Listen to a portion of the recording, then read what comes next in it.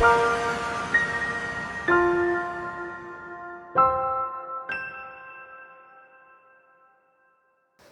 bawat isa po sa atin, without exception, ay napapagod. Sino sa inyo ang hindi napapagod? Pakitaas ang kamay. Mga estudyante, mga teacher, mga nanay, mga tatay, kahit walang trabaho, napapagod. And this is a reality kasi we are all finite.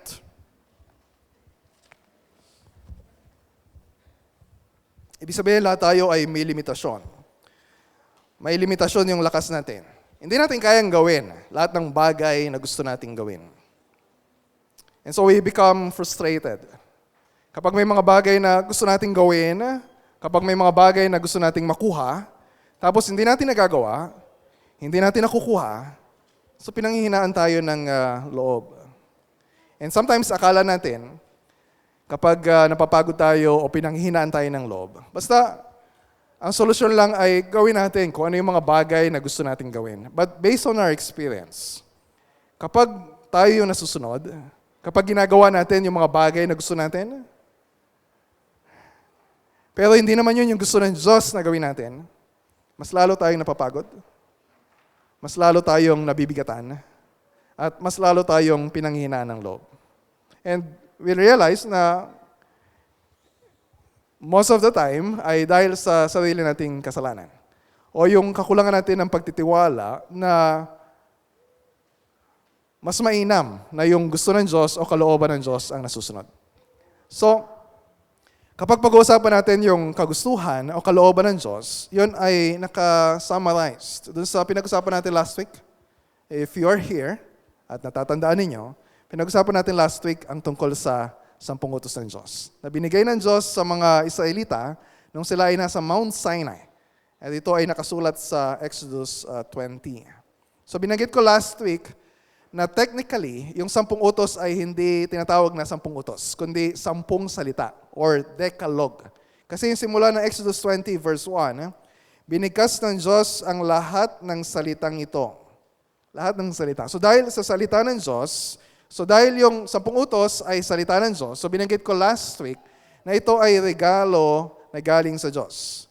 Regalo ito ng Diyos para sa mga dating alipin sa Ehipto na ngayon ay naglalakbay papunta sa lupain na ipinangako sa kanila ng Diyos. So they were pilgrims on a journey. Kapag naglalakbay, ngayon medyo maginhawa yung paglalakbay kasi may mga sasakyan. Kapag malayo, mayroong eroplano o mayroong barko. So hindi ganun kabigat, maliban lang sa pamasahe na kailangan mong bayaran. Pero just try to imagine kung gaano nakakapagod para sa mga Israelita yung paglalakbay na ginawa nila mula sa Ehipto hanggang sa Canaan. Na supposedly ay dapat in 1 year ay nandun na sila sa Promised Land. Pero tumagal pa ng 40 years at nagpaikot-ikot sila dun sa lugar na yon. So, nakakapagod.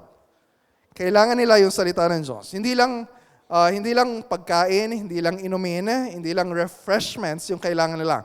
More than anything, ang kailangan nila nagagabay sa kanila sa paglalakbay para malaman nila how they should relate to God, how they should relate to one another. More than anything, ang kailangan nila ay salita ng Diyos. So, kapag narinig nila yung mga utos ng Diyos, dapat marinig nila ito na mga regalo mula sa Diyos. And ganoon din sa atin. Kapag pinag-usapan natin yung mga utos ng Diyos, ito yung mga pinapagawa sa atin ng Diyos, ito yung mga pinagbabawal sa atin ng Diyos, ang impression sa atin ay, ang dami-daming pinapagawa ng Diyos. Kabigatan or burdensome yung mga utos ng Diyos. Ang daming pinagbabawal ng Diyos. So, parang nililimitahan ba ng Diyos yung freedom na meron tayo?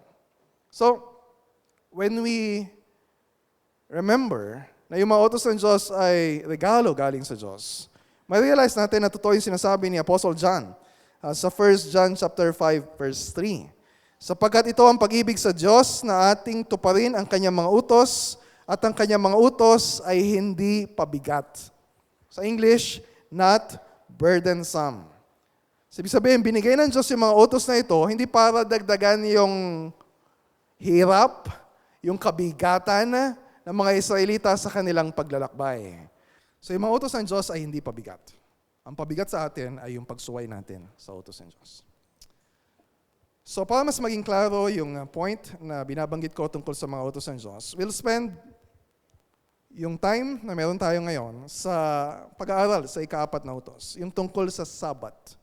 Ang basic meaning sa Hebrew ay tumigil, huminto, mamahinga.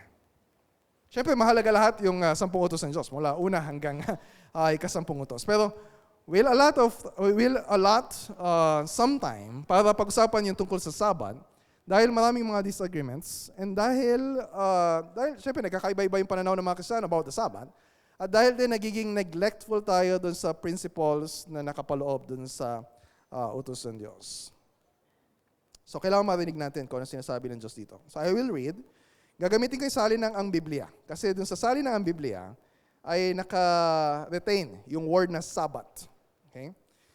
Verse 8 ng Exodus 20. Exodus 20, verse 8. Alalahanin mo ang araw ng Sabbath upang ingatan itong banal. 6 na araw kang gagawa at iyong gagawin ang lahat ng iyong gawain.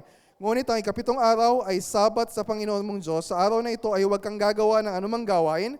Ikaw o ang iyong anak na lalaki, ang iyong anak na babae, ang iyong aliping lalaki, ang iyong aliping babae, ang iyong mga baka, ang dayuhang nasa loob ng iyong mga pintuan, sapagkat sa loob ng 6 na araw ay ginawa ng Panginoon ang langit at lupa at dagat at lahat ng naroon at nagpahinga sa ika-7 araw. Kaya't binasbasan ng Panginoon ang araw ng Sabat at ginawa itong banal. So basically, sinasabi ng Diyos, sa ika-7 araw ay dapat magpahinga kayo. Sinasabi niya sa mga Israelita, huwag muna kayong magtrabaho. Walang paglalakbay din na gagawin. Pahinga lang lahat. So you ask yourself this question, pabigat ba yung utos ng Diyos na magpahinga? Mahirap ba na sundin yung utos ng Diyos na magpahinga? Mahirap para sa mga workaholic. Pero just trying to imagine, yung experience ng mga Israelita, for 400 years, mga alipin sila sa Ehipto, pinapahirapan sila, pinagtatrabaho sila ng walang tigil. Sinasabi sa kanila, nung kanilang slave master, yung king, si Pharaoh sa Egypt, na magtrabaho kayo, na magtrabaho, huwag kayong titigil hanggat hindi ninyo nami-meet yung quota. Yun yung mabigat. Pero ngayon na malaya na sila, wala na sila sa Egypt. They are now freed men. Hindi na sila mga slaves. But yes, they were now slaves of a new master. Ang Panginoon na nila, ang hari na nila, ay walang iba kundi si Yahweh. At sinasabi sa kanila, hindi sinasabi sa kanila na Yahweh na walang titigil sa paglalakbay. Magpatuloy kayo hanggang makarating kayo sa Canaan. Walang titigil. Ang sabi ng Diyos sa kanila, tuwing 6 na araw, magtatrabaho kayo, pero sa ika-7 araw, magpahinga kayo. Lahat ng nasa bahay, lahat ng pati mga bata, pati mga alaga ninyong hayop, magpahinga.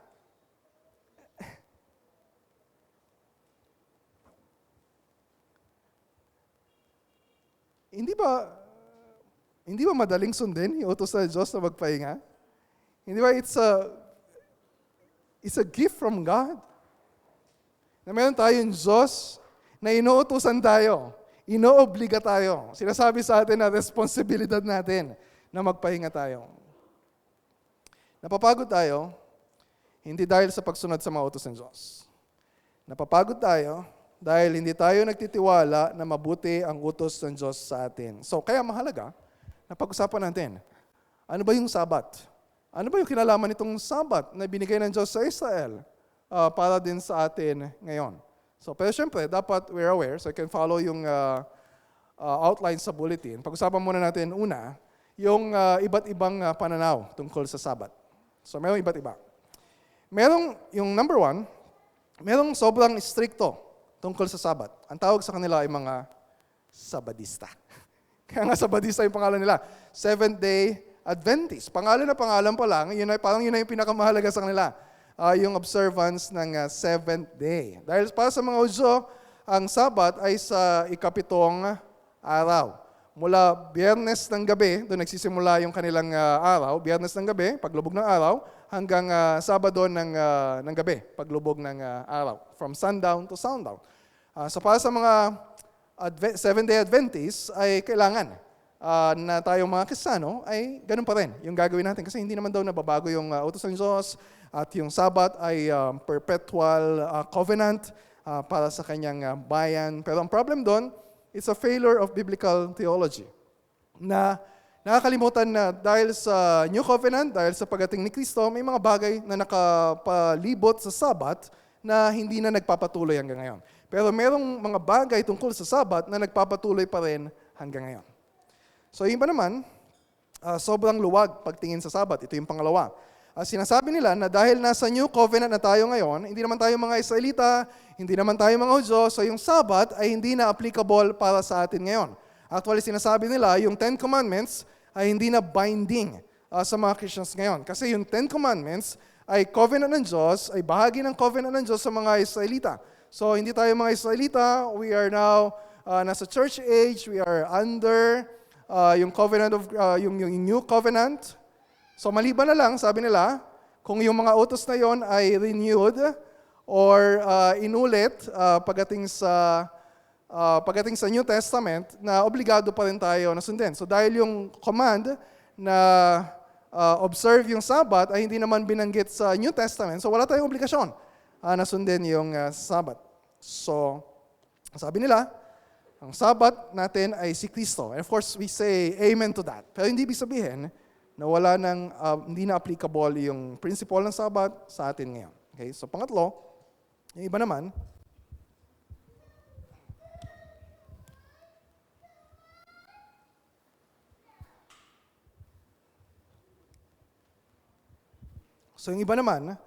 ang paniwala ay hindi na Sabado ang Sabat ngayon, kundi Linggo na. So that's why we gather every Sunday. Tapos tinatawag natin ito na Lord's Day. Na para sa kanila, mula sa paglikha ng Diyos hanggang sa muling pagkabuhay ng Panginoong Hesus, yung Sabat ay Sabado. Pero simula ng muling pagkabuhay ng Panginoong Hesus hanggang sa pagbabalik ng Panginoong Hesus, ang Sabat ay Linggo. Dahil yun yung araw na muling nabuhay ang Panginoong Hesukristo. So yun sinasabi sa Westminster Shorter Catechism, na yung Sunday ay yung Christian Sabbath.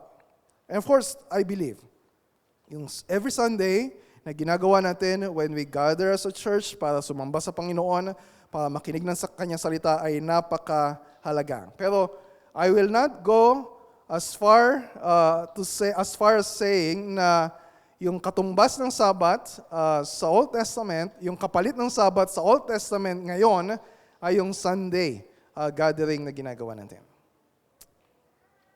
So yung position ko about the Sabbath ay nasa gitna ng number 2 at number 3. Naalala niyo number 2? Yung hindi na applicable yung Sabbath.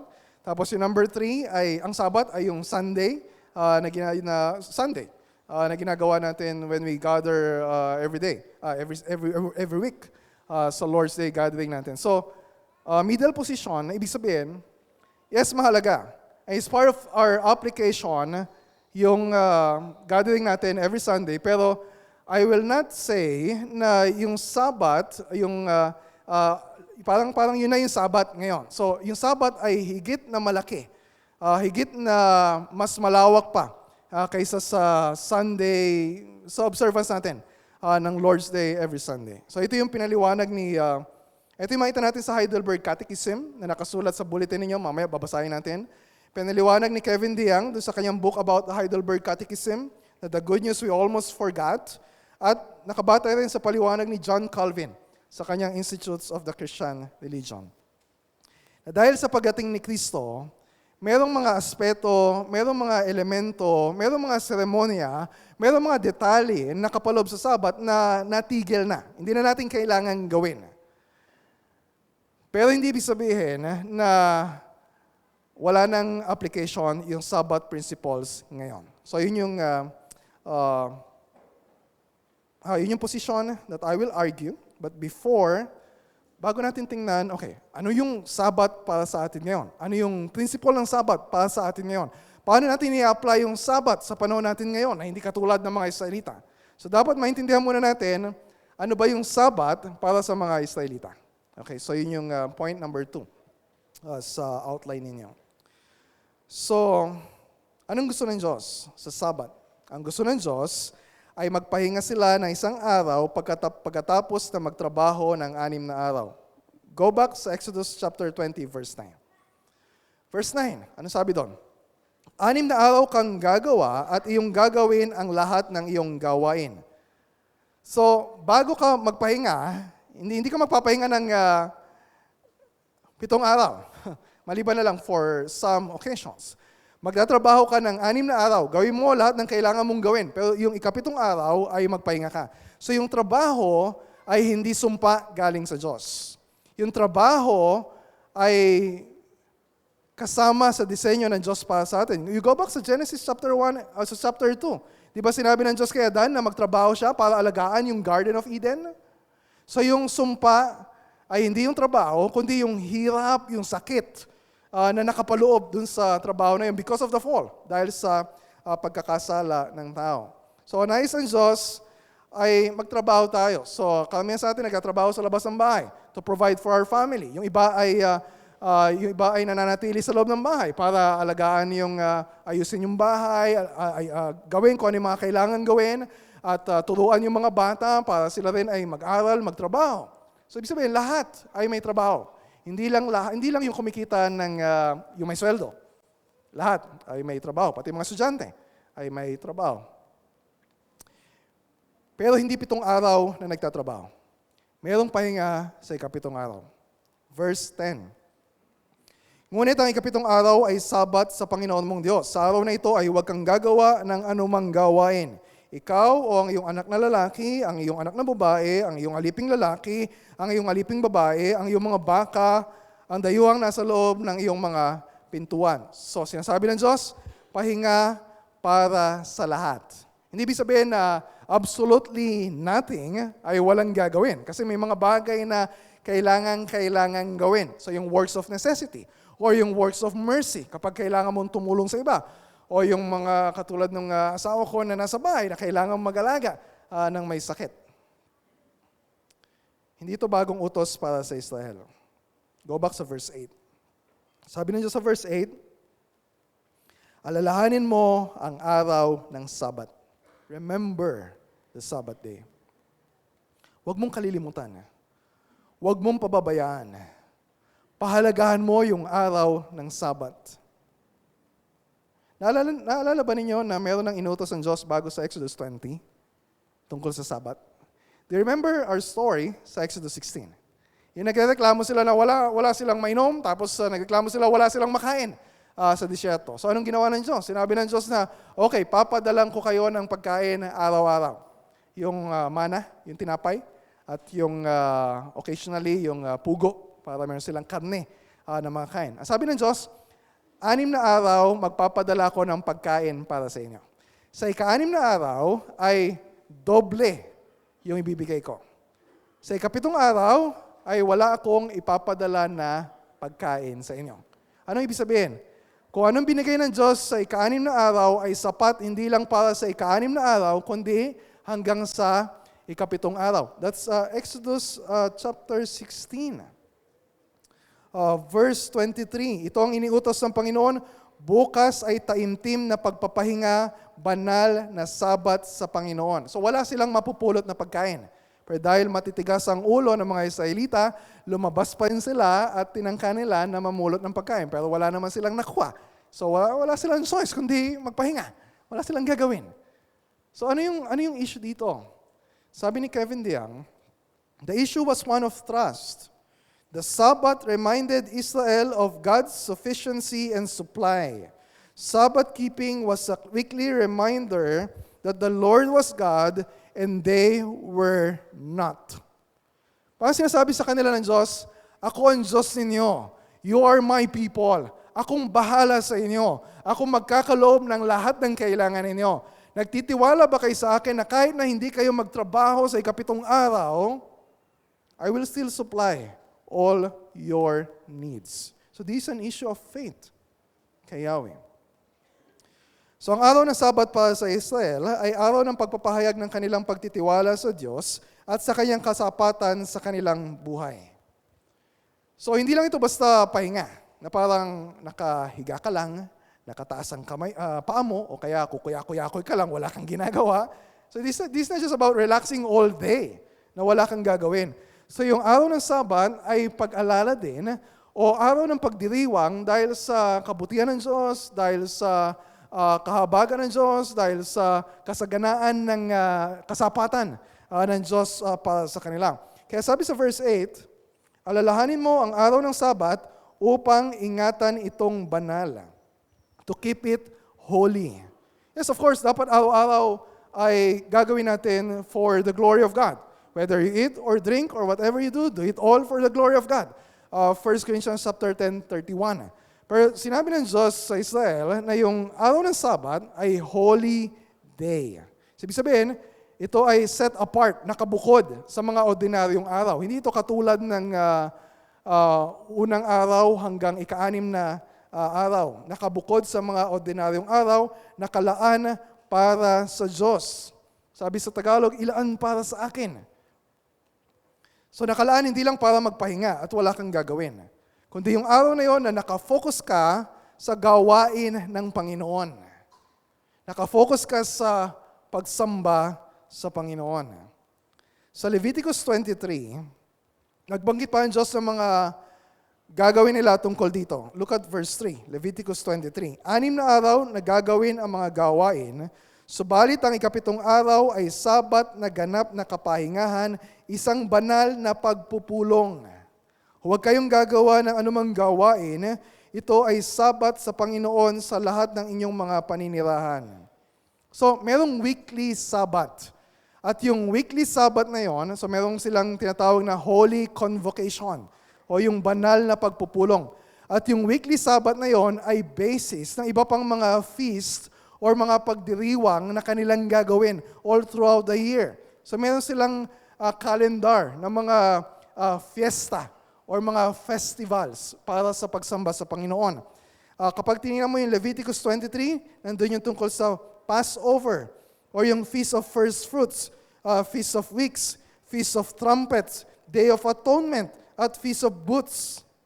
So ito ay mga holy convocations o banal na pagpupulong. Hindi sila gagawa ng mga ordinaryong bagay na ginagawa nila araw-araw para nakafocus sila na ang gagawin nila ay yung mga bagay na pinapagawa sa kanila ng Diyos para sa pagsamba sa Kanya. That's Sabbath for Israel. And bukod doon, mayroon din tinatawag na Sabbath year. Alam niyo yung Sabbath year? Nakasulat ito sa Leviticus 25. Na sinabi ng Diyos sa verse 4, ang sabi niya, 6 na araw, kasi pagdating nila sa Canaan, so agricultural, yung kanilang, mostly, yung kanilang trabaho. 6 na taon silang magtatanim. Pero yung ikapitong taon ay hindi sila magtatanim. Pati yung lupa ay magpapahinga.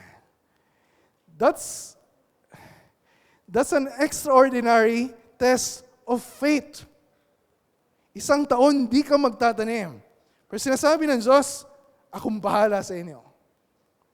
So that's Sabbath year. Bukod sa Sabbath year, mayroon pa tinatawag na Jubilee. Year of the Jubilee. Hindi binanggit yung salitang Sabbath doon sa verses 8 to 16 ng Leviticus 25 when talking about the year of Jubilee. Pero yung principle ng Sabbath nandun. Yung year of Jubilee ay yung taon, yung ika-50 taon. After 49 years. 49, 7 times 7. Pagkatapos nun ay 50th year. So yun yung taon na yung mga alipin ay papalayain, yung mga utang ay buburahin. That's a year of freedom and restoration. Hindi ko lang alam kung ginagawa nila lahat ng sinabi ng Diyos na gawin nila. Pero ang issue dito about the Sabbath, hindi lang yung weekly Sabbath, pati yung iba pang mga ginagawa nila, pinapagawa sa kanila ng Diyos na nakabase sa Sabbath, ay is an issue of trust. Will you trust the Lord? Will you trust the Lord na sa araw na yon, hindi mo kailangang magtrabaho and God will take care of all your needs? So when we remember that, ma-realize natin na, yung principle pala ng Sabat ay applicable pa rin sa atin ngayon. Lalo na kapag nakita natin kung ano yung ugat ng Sabat na yon. Ano yung root? Ano yung basis ng Diyos sa pagbibigay ng Sabat? Trip lang ba ng Diyos? Feel lang ba ng Diyos na subukin sila sa ikapitong araw? No.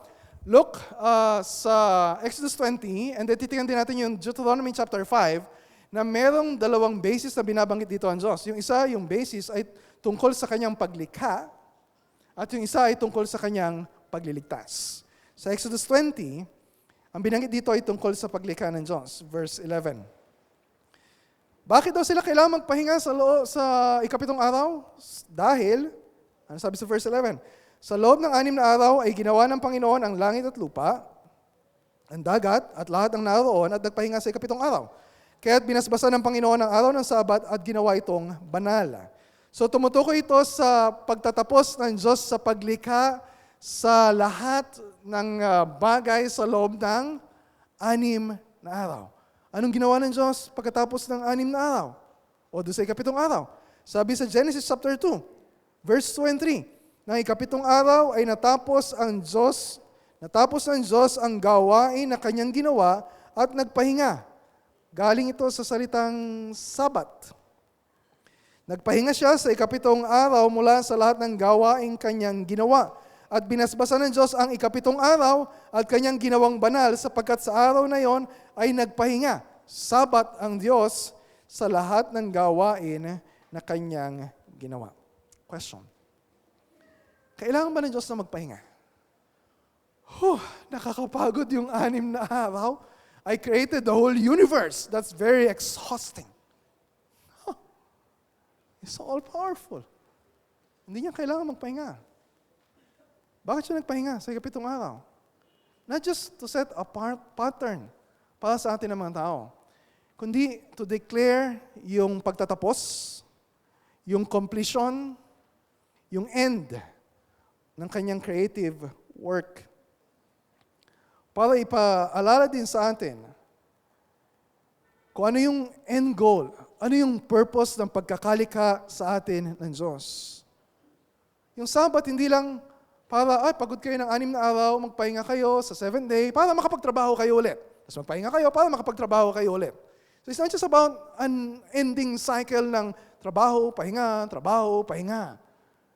Yung point sa creation ay para sabihin na ang lahat ng tao, bawat isa sa atin, we are not created to work, and work. We're created for God. The point of life is resting with God. The point of life is, sinasabi sa Westminster Shorter Catechism, question number 1, the chief end of man is to glorify God and enjoy Him forever. Sabbath is not just about 1 day in 7. Sabbath is about our forever life with God. Yung ma-realize natin sinasabi ng psalmist sa Psalm 16:11, in your presence there is fullness of joy. At your right hand are pleasures forevermore. At kung tayo mga anak ng Diyos, lahat tayo papunta doon. Doon sa pleasures forevermore with God. Pero dahil sa kasalanan, we don't have access doon sa pleasures forevermore with God. Kailangan, necessary, yung gawang pagliligtas ng Diyos. Ito yung basis ng Sabat na binanggit sa Deuteronomy chapter 5. 2 beses binanggit yung 10 Commandments sa Pentateuch. Sa Exodus 20, sa Mount Sinai. Sa Deuteronomy chapter 5, after 40 years, namatay na yung marami sa kanila dahil sa pagsuway nila sa Panginoon. Nandun na sila sa plains of Moab. Natatanaw na nila yung promised land. They're about to enter the promised land. Mamamatay na si Moses. Inulit yung 10 Commandments.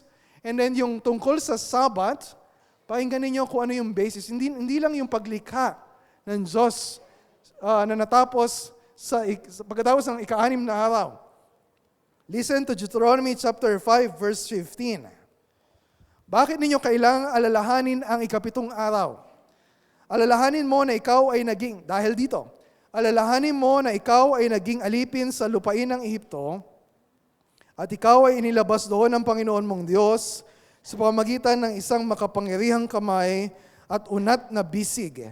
Kaya iniutos sa iyo ng Panginoon mong Diyos na ipangilin mo ang araw ng Sabat. Para saan yung araw na yon? Yung araw na yon ay para maalala nila yung pagliligtas na ginawa sa kanila ng Panginoon. This is a day of remembering. Alalahanin yung isang bagay na they are so prone to forget every day. Yung hearts nila are prone to wander, prone to leave the God I love. We need regular reminders. Makakalimutin tayo. Makasalanan tayo. Nakakalimutan natin yung ginawang pagliligtas sa atin ng Panginoon. That's why we keep talking about the gospel every time. Nagmi-meet tayo every Sunday. Nakakalimutan natin. Anong layunin ng Diyos? Bakit tayo nilikha? Hindi tayo nilikha ng Diyos para lang magtrabaho, magkaroon ng pamilya, magpakayaman. Nilikha tayo ng Diyos para sa Kanya. To spend our life, our eternity, with God. At nakakalimutan natin yung pagliligtas na ginawa sa atin ng Panginoon. Trabaho tayo ng trabaho, and it's very hard for us to stop working kasi we're trying so hard to prove ourselves that we are worthy. Na kaya nating patunayan yung sarili natin.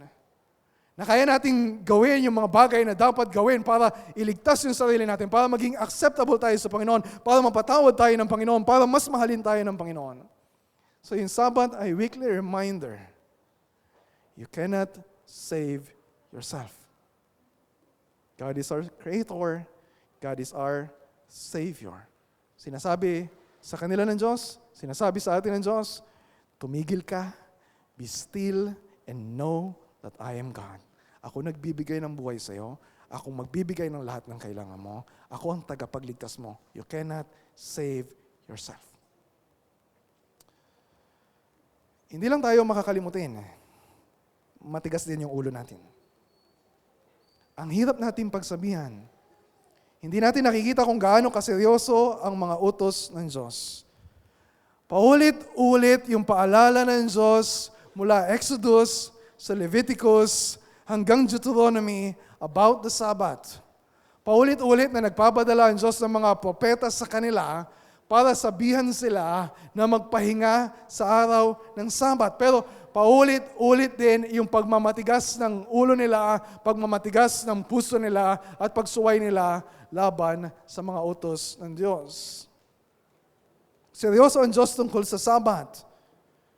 Dahil hindi lang ito isa sa mga utos ng Diyos, ito ay tinatawag din na covenant sign. Look at Exodus 31 verse 13. Sapagkat ito, yung Sabbath, ito'y isang tanda sa akin at sa inyo sa buong panahon ng inyong mga salinlahi upang inyong makilala na akong Panginoon ang nagpapabanal sa inyo. So yung Sabbath ay hindi lang pahinga para sa kanila. Ito ay isang seryosong araw para sa kanila. Ito ay isang solemn rest, holy to the Lord. Verse 15. Alam niyo kung anong parusa sa mga lalabag sa Sabbath? Alam niyo kung anong parusa sa mananatili na magtatrabaho at hindi magpapahinga sa araw ng Sabbath? At lalapastanganin yung utos ng Diyos. Mula sa pagtitiwalag hanggang sa kamatayan. Death penalty. It's not just imprisonment. Hindi lang life imprisonment. It's death penalty. Death penalty. Verse 14. You shall keep the Sabbath because it is holy for you. Everyone who profanes it shall be put to death. Whoever does any work on it, that soul shall be cut off from among his people. Cut off. So paulit-ulit, nagpapaalala ang Diyos sa kanila through the prophets. Sinasabi ng Diyos sa kanila sa pamamagitan ni Prophet Isaiah na kapag ituturing nila na hindi kabigatan yung Sabat kundi kasiyahan, kapag ito'y kanilang pinarangalan, ay mararanasan nila yung kasiyahang nanggagaling sa Diyos. Isaiah 58:13-14. Then you shall take delight in the Lord. Your joy ay nakadepende doon sa araw na yon. Hindi sa entertainment, hindi sa recreation, hindi sa bakasyon. You shall take delight in the Lord. So paano kung hindi? Paano kung hindi sila nakinig sa Diyos? Paano kung binaliwala nila yung Sabat? Paano kapag nilapastangan nila yung utos ng Diyos? At ganun nga yung ginawa nila. Paulit-ulit. Hindi lang yung weekly Sabbath, pati yung Sabbath year. Anong parusa ng Diyos? Sabi naman niya through Prophet Jeremiah. Jeremiah 23:27. Susunugin ko ang mga pintuang bayan ng Jerusalem. Matutupok ang mga palasyo sa Jerusalem at walang sino mang makakapatay sa sunog na ito. Ganun ba nangyari sa Jerusalem? Yes. Sinalakay sila ng mga Babylonians. Sinunog yung buong syudad. Sinunog yung mga bahay nila. Sinira yung pader. Pati yung templo ay sinira at sinunog. Parusa ng Diyos sa paglabag sa kanyang utos, hindi lang tungkol sa Sabat, kundi sa buong covenant ng Diyos sa kanila. Bakit? Sabi ng Diyos, Ezekiel 22, verse 8, iyong hinamak ang aking mga banal na bagay at nilapastangan ang aking mga Sabat.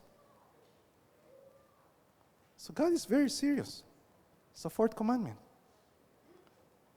So, tinapon sila sa Babylonia, pero after 70 years, nakabalik sila. They were restored. Nakapagpatayo ulit ng templo, naayos yung pader. Kilala niyo sino nanguna sa pagkapaayos ng pader sa Jerusalem? Nehemiah. So isa sa mga leaders na nag-lead ng restoration, pabalik sa Promised Land. Pero hindi pa rin natatapos yung problema nila tungkol sa Sabat. Matigas pa rin yung ulo nila. Nakita ni Nehemiah, yung mga tao, yung mga leaders nila, hinahayaan, kahit yung mga foreigners, hinahayaan yung mga tao na magbenta, magnegosyo, magtrabaho sa araw ng Sabat. But Nehemiah was so zealous for that fourth commandment. Ano sabi niya sa Nehemiah chapter 13, verses 17-18? Nagalit si Nehemiah sa kanila. Ano itong masamang bagay na inyong ginagawa? Na inyong nilalapastangan ang araw ng Sabat. Hindi ba ganito ang ginawa ng inyong mga ninuno? At hindi ba dinala ng ating Diyos ang lahat ng kasamang ito sa atin at sa lungsod na ito? Gayunmay nagdadala kayo ng higit pang puot sa Israel sa pamamagitan ng paglapastangan sa Sabat. Nakabalik na sila sa Jerusalem. Pero yung galit ng Diyos, yung puot ng Diyos, dahil sa paglapastangan nila sa Sabat, ay nananatili sa kanyang bayan. Hindi pa tapos yung restoration. Ito yung ending. Ito yung ending ng story ng Old Testament. Nagtapos yung kwento ng Old Testament na walang solusyon sa problema nila sa Sabat. They're still awaiting yung resolution. Kaya merong New Testament. Kaya kailangan dumating ang Messiah, the Lord Jesus Christ. And that's what we celebrate during the Christmas season. Ang Diyos ay nagkatawang tao. Ang anak ng Diyos ay naging tao at nanirahan sa piling natin. Para sa atin. Para sa atin ang mga lumabag sa mga utos ng Diyos. Para sa atin na binaluktot yung utos ng Diyos. Para sa atin ay tinuturing na kabigatan ng utos ng Diyos at ginagamit ang utos ng Diyos para lalo pang pabigatin yung kalagayan ng kanyang bayan. Tulad ng mga Pariseo. Gusto nilang ipakilala yung sarili nila na sila yung pinaka-stricto kung pagsunod sa Sabat yung pag-uusapan. Pero they turned yung Sabat, yung law na dapat sana ay maging kagaanan, kapahingahan, para sa mga Hudyo into legalism napabigat sa kanila, nagdagdag sila ng mga, ito pa yung mga hindi nyo dapat gawin. Ito lang yung mga dapat ninyong gawin sa araw ng Sabat. So they distorted yung intention ng Diyos sa pagbibigay ng Sabat sa kanila. Kaya mapapansin ninyo, si Kristo, tsaka yung mga Pariseo, laging merong clash kapag nagkakaroon ng pagtatagpo sa mga eksena sa Matthew, Mark, Luke, and John. Bakit? Kasi si Christ, sabi ni Kevin DeYoung, was less concerned about strict Sabbatarianism. Yung stricto na, itong bawal gawin, ito lang dapat mong gawin. Pag maglalakad ka, hanggang ganitong distansya lang. Mas concerned si Christ to get to the heart of the Sabbath. What's the heart of the Sabbath? Para saan yung Sabbath? Para kay Kristo, ang Sabbath ay araw ng kalayaan, a day of freedom. May pinagaling si Christ na isang babae na 18 years na kuba. At sabi sa Luke chapter 13, verse 11, because of a disabling spirit. Dahil sa gawa ni Satanas na umaalipin sa kanya. So sabi ni Jesus sa kanya, babae, pinalaya ka sa iyong sakit. Anong araw nagpagaling si Christ? Sabat. Nagalit yung mga Pariseo. Bukas mo na gawin yan sa ibang araw. Bawal magpagaling kapag araw ng Sabat. Ang sabi ka, Christ exposed their hypocrisy. Sinabi sa kanila ni Christ, mas mahalaga pa sa inyo yung mga alaga ninyong hayop kaysa sa mga tao na kailangan ng kagalingan. And then Christ said, sa verse 16, hindi ba dapat ng babaeng ito na anak ni Abraham na ginapos si Satanas sa loob ng 18 taon ay kalagan sa pagkakagapos na ito sa araw ng Sabat. You remember yung Sabat? A day of freedom for remembering the Exodus. So para kay Kristo, ang araw ng Sabat ay araw ng kalayaan at araw ng pagpapagaling. So doon sa sumunod na eksena, Luke chapter 14, araw ng Sabat na naman, talagang nananadya ang Panginoong Yesus dito sa mga Pariseo. Pinagaling niya yung isang lalaki na namamanas yung kanyang buong katawan. At habang mga Pariseo ay tinitingnan kung magpapagaling si Jesus sa araw ng Sabat. Ang araw ng Sabat ay araw rin sa paggawa ng mabuti. So yung araw ng Sabat ay hindi lang basta wala kang gagawin. Ang gagawin mo ay yung gawain ng Panginoon. So isang Sabat, pinagaling ni Jesus ang isang paralitiko, paralyzed man. Ang sabi niya sa mga tao, Mark chapter 3 verse 6, ipinahintulot ba na gumawa ng mabuti sa araw ng Sabat o ang gumawa ng masama? Magligtas ng buhay o pumuksa nito? It's about doing good. It's about life. Sabat is about life. It's about freedom. It's about healing. It's about doing the works of God. Ito yung ginagawa ng Diyos ni Kristo nung siya ay naparito. Naparito siya para gawin ang gawain ng Panginoon. Sinunod niya ang lahat ng utos ng Diyos. Sinunod niya perfectly ang lahat ng kalooban ng Diyos. Pero pinaratangan siya na lumalabag sa kautusan. Christ is the divine lawgiver. Siya si Yahweh na bumaba at nagkatawang tao. Siya si Yahweh na nagbigay ng 10 utos sa Israel. He's a lawgiver. So siya rin yung law interpreter. Siya magpapaliwanag kung ano ibig sabihin ng law. At dahil siya ay naging tao, para sa atin na mga lawbreakers, siya yung lawkeeper. At siya na sumunod sa kautusan ay tinuring na lawbreaker. Sinuway ba niya yung Sabat? No. Sabi niya sa Mark chapter 2 verse 27 to 28, siya yung Lord of the Sabbath. Ang Sabat ay ginawa para sa tao, hindi ang tao para sa Sabat. Kaya't ang anak ng tao ay Panginoon maging ng Sabat. So naparito si Kristo, hindi para sirain ang kautusan, hindi para sabihin na baliwala yung mga utos ng Diyos, baliwala yung utos tungkol sa Sabat. Sabi sa Matthew chapter 5 verse 17, naparito si Kristo para tuparin ang kautusan. He came to fulfill the law. So dahil sa paratang sa kanya na kasalanang hindi naman niya ginawa, inaresto si Kristo, ipinako sa krus para mamatay. Anong parusa sa paglabag sa Sabat? Pagtitiwalag at kamatayan. Habang nakapako si Kristo, Ang sabi niya, my God, why have you forsaken me? Itiniwalag si Kristo. Bago siya malagutan ng hininga, sabi niya, it is finished. It is finished. Tapos na.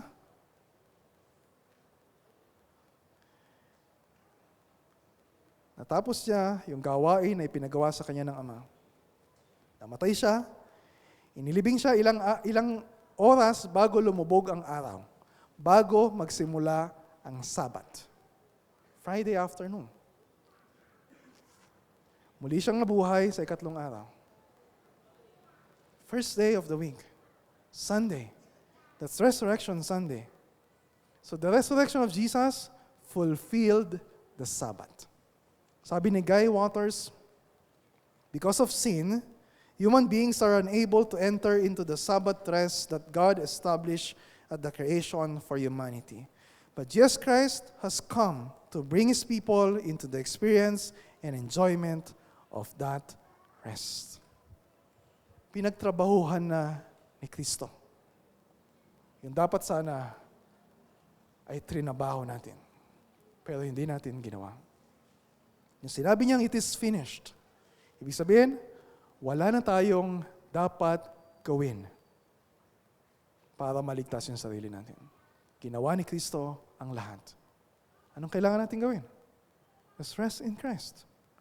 Trust na sufficient yung provision ng Diyos through the Lord Jesus Christ. Merong kapahingahan, merong kaligtasan, merong kagalingan. Merong pagpapanumbalik ng relasyon natin sa Diyos dahil kay Kristo.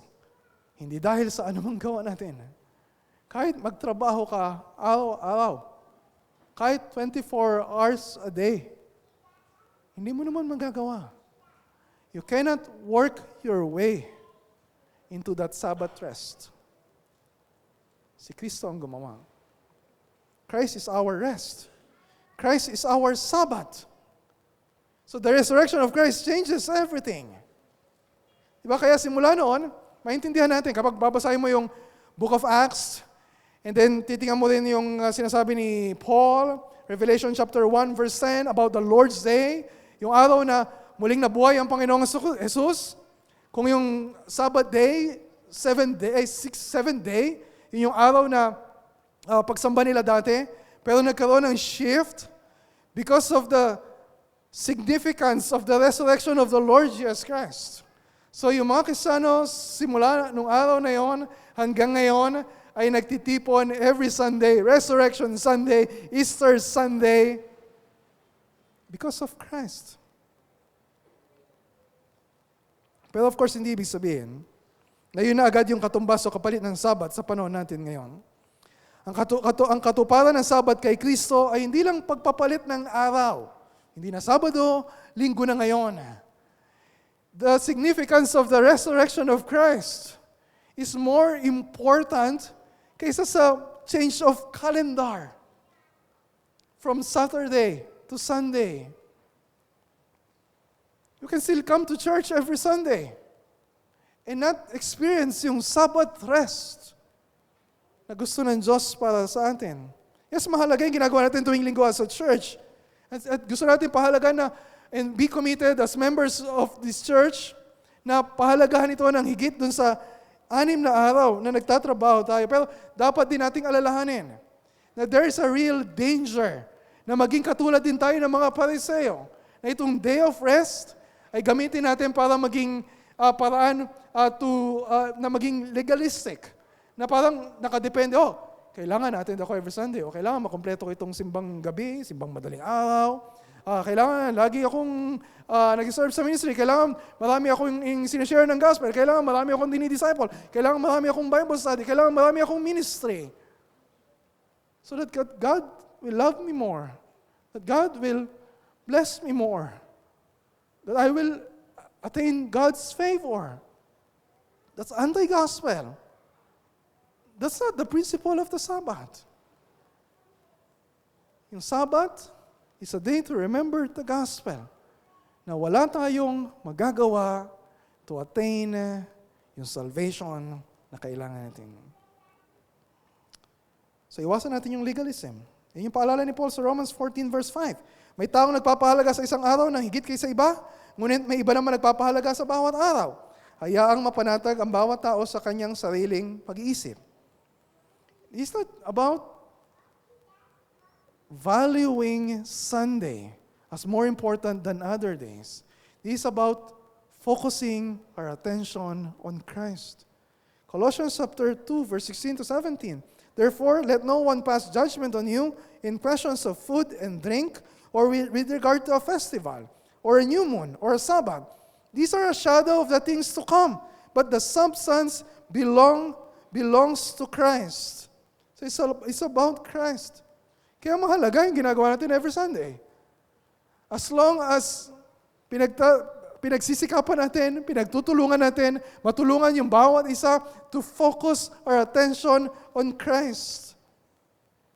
So yung ginagawa natin every Sunday, in a way, of course, it's an application ng Sabbath principle.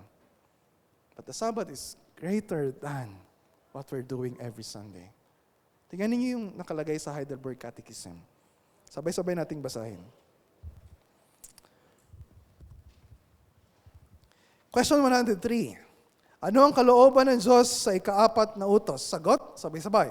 Una, na ang ministeryo ng Ebanghelyo at ng pag-aaral nito ay mapanatili at lalong-lalo na sa araw ng pamamahinga na ako'y buong sigasig na dadalo sa Iglesia ng Diyos upang pakinggan ang salita ng Diyos, gamitin ang mga sakramento, lantarang tumawag sa Panginoon at magbigay ng tulong para sa mga mahihirap. Pangalawa, na sa lahat ng araw ng aking buhay, ako'y tumigil sa aking masasamang gawain at hayaang kumilos ang Panginoon sa pamamagitan ng banal na Espiritu at nang sa gayon ay masimulan sa buhay na ito ang walang hanggang Sabat. Nakita ninyo? Mahalaga yung araw na ito.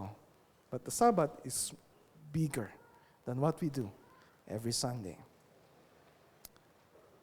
So merong mga nananatiling prinsipyo. Yung Sabbath na applicable sa atin ngayon. Nagbigay si Kevin Diang ng 3, reflecting sa sinulat din ni John Calvin at magdadagdag ako ng pang-4. Okay, number 1. Dapat lang na maglaan tayo ng isang araw sa loob ng isang linggo bilang araw na nakaset aside para sa pagsamba sa Diyos. Ano ibig sabihin? Kung ang negosyo mo, ang trabaho mo, ang pag-aaral mo, mga estudyante, ay nakakahadlang para maglaan ka ng isang araw sa loob ng isang linggo para sumamba sa Panginoon with your church family, di ba dapat pag-isipan mo kung ano mga adjustments yung kailangan mong gawin? Maybe kailangan mong humanap na ibang trabaho. Maybe kailangan mo paalam sa boss mo at sabihin na kapag di mo ako pinayagan na sumamba kasama yung church family ko every Sunday, I will resign. Oh. That's hard to do. O ba kailangan mong humanap ng ibang trabaho? O kung may talaga, may mga trabaho na kailangan gawin. Like, nagkatrabaho ka sa ospital. May mga sakit na kailangan alagaan. Anong kailangan mong gawin? Para maglaan pa rin na isang araw na hindi mapabayaan yung araw ng pagsamba. Pangalawa, dapat tayo magtiwala sa Diyos para makapagpahinga tayo ng isang araw sa isang linggo. Para sa iba, mahirap magpahinga. Mahirap huminto sa pagtatrabaho.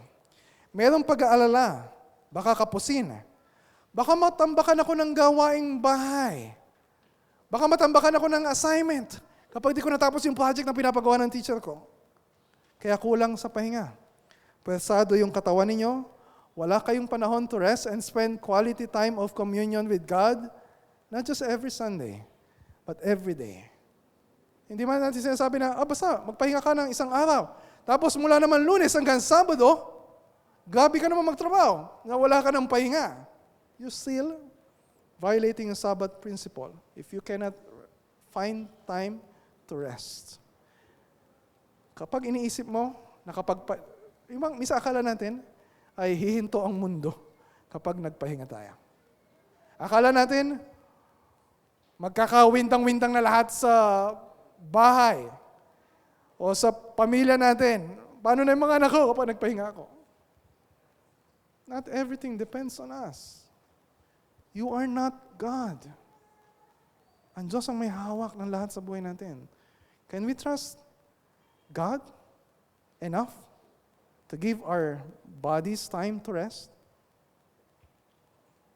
Sometimes, yung pinaka-godly na magagawa ninyo ay matulog ng 10 oras. And glorify God. Wag muna ngayon. Okay, mamaya.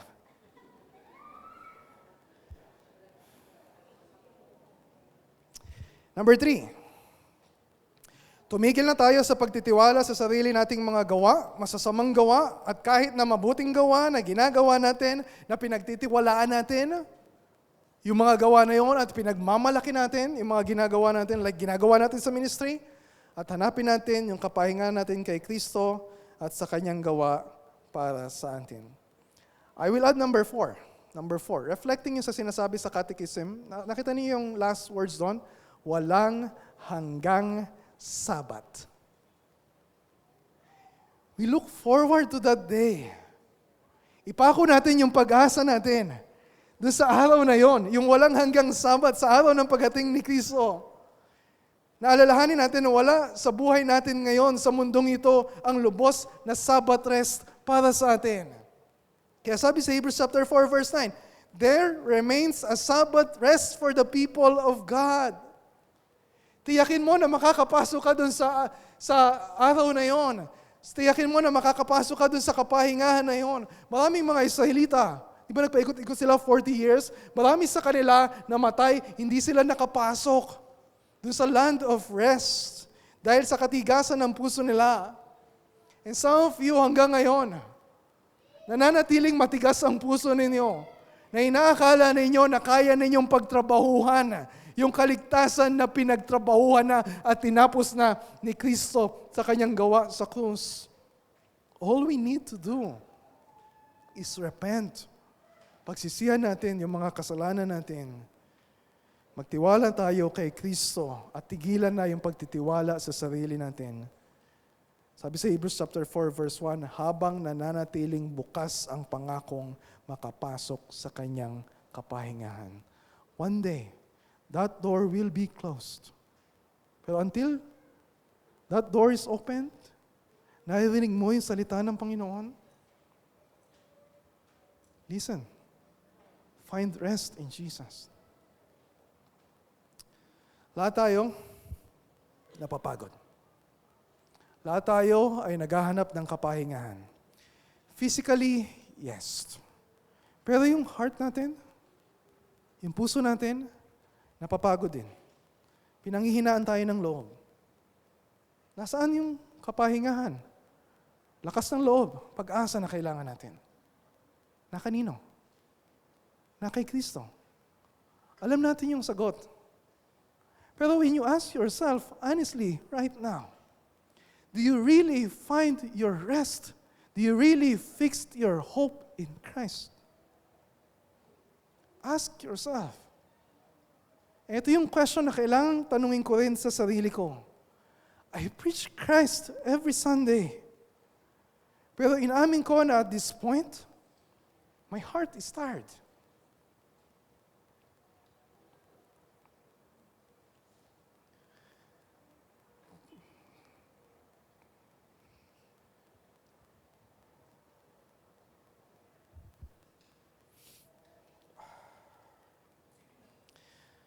Pagod ang puso ko, hindi lang sa mga responsibilities ng pastoral ministry, kundi sa ibang mga bagay na ginagawa ko na hindi ko naman dapat gawin.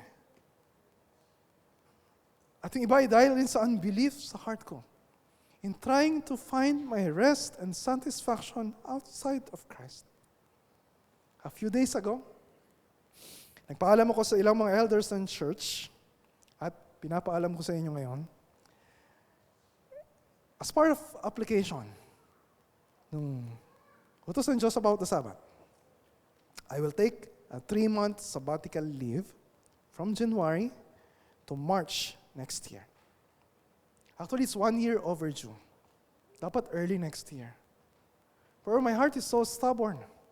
Sinasabi ko, saka na lang ako magpapahinga. Kapag medyo nakabuelo na, maraming kailangan gawin sa ministry, maraming kailangan mga projects na kailangan gawin. But my heart is so stubborn. God has a way of calling me out. Hindi lang through His Word, kundi sa mga nangyayari. Sa family namin, sa marriage namin.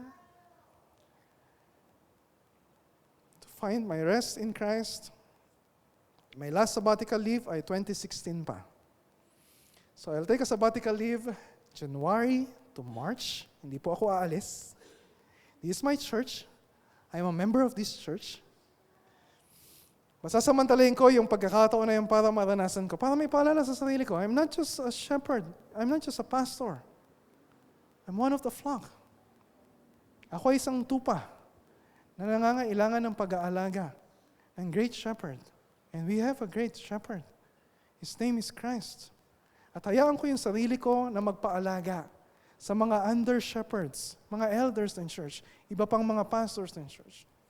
To listen to their preaching, to listen to their teaching, magpa-disciple sa kanila, to go through some counseling, and just be a member of the church, enjoying yung mga ordinary means of grace. Huwag kayong mag-alala. Magpapatuloy yung church, kahit wala yung senior pastor. You have a great shepherd. We have a good shepherd. His name is Jesus.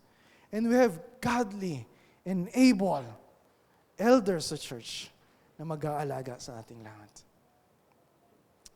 So isa ito sa application ng Sabbath principle para sa akin. Para sa ating lahat. Not just every Sunday, kundi araw-araw. My prayer, para sa akin, para sa ating lahat, marinig natin palagi yung boses ng Panginoong Hesus na sinasabi sa atin, lumapit kayo sa akin, kayong lahat na nanlulupaypay at lubhang nabibigatan, at kayo'y bibigyan ko ng kapahingahan. Pasanin ninyo ang aking pamatok at matuto kayo sa akin, sapagkat ako'y maamo at may mapagpakumbabang puso at makakatagpo kayo ng kapahingahan para sa inyong mga kaluluwa. Sapagkat madaling dalhin ang aking pamatok at magaan ang aking pasan. In Christ, we find the rest we need every day and for all eternity. Let's pray.